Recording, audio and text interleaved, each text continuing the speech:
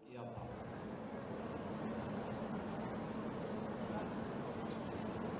देश के अंदर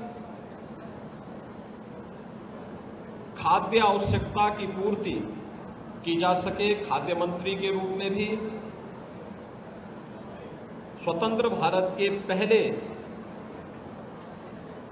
मंत्री के रूप में उन्होंने एक बड़ी भूमिका का निर्वहन किया था। उन्होंने केंद्रीय कैबिनेट से पंडित नेहरू के नेतृत्व की सरकार के द्वारा आजादी के तत्काल बाद राष्ट्रीय एकता और अखंडता के साथ किए जा रहे खिलवाड़ को देखते हुए उन्होंने इस्तीफा दे दिया था और भारतीय जनसंघ के पहले अध्यक्ष के रूप में उन्होंने देश के अंदर एक नई राजनीतिक शुरुआत को आगे बढ़ाया था। जब आजादी के तत्काल बाद संविधान लागू 1950 में हुआ, 1952 में प्रथम आम चुनाव के बाद देश के संविधान में धारा 370 को डाल करके राष्ट्रीय एकता को चुनौती देने का काम तत्कालीन सरकार ने किया था। कश्मीर में परमिट सिस्टम लागू किया गया और देश की सुरक्षा के साथ राष्ट्रीय एकता और अखंडता को स्वयं सरकार में बैठे हुए लोग ही चुनौती देने लग गए थे। तब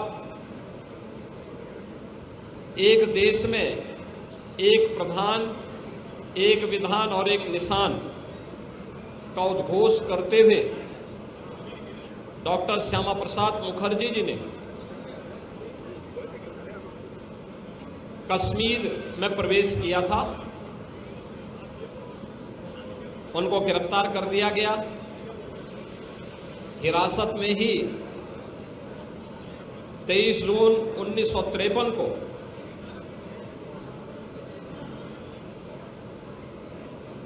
जम्मू कश्मीर के जेल में उनका बलिदान हुआ। डॉक्टर श्यामा प्रसाद मुखर्जी जी ने 1953 में जो सपना देखा था, एक भारत का, अखंड भारत का और सुरक्षित भारत का, उसे साकार होने में 65-66 वर्ष लगे। जब प्रधानमंत्री मोदी जी के नेतृत्व में 5 अगस्त 2019 को कश्मीर में धारा 370 समाप्त हुई और आज जम्मू कश्मीर लोकतांत्रिक मूल्यों और आदर्शों के साथ भारत के संविधान की भावनाओं के अनुरूप एक भारत श्रेष्ठ भारत की इन परिकल्पनाओं को साकार कर रहा है। कश्मीर में धारा 370 का हटना डॉक्टर श्यामा प्रसाद मुखर्जी जी के प्रति प्रधानमंत्री मोदी जी की और भारतीय जनता पार्टी नेतृत्व की सरकार की एक कृतज्ञता है। भारत माता के ऐसे महान सपूत को, जिन्होंने एक प्रखर शिक्षाविद के रूप में, महान स्वतंत्रता संग्राम सेनानी के रूप में,